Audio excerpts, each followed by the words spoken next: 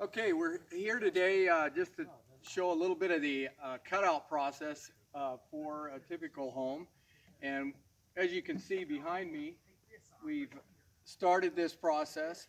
The first thing that we had to do is to lay out the house and um, paint those lines for the perimeter of the house on the ground. You can't really see those anymore.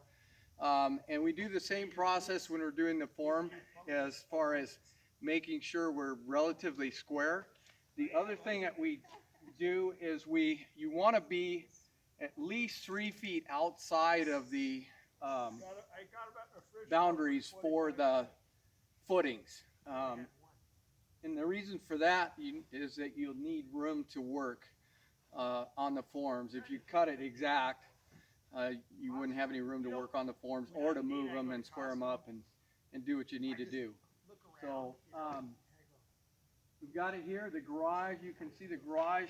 We left as much dirt as we could because if we cut it out, then we would have to buy a bunch of gravel to fill and compact it. So we just cut out around the footings for the garage.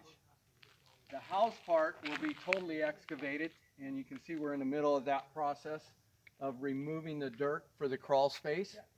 And so that's basically it.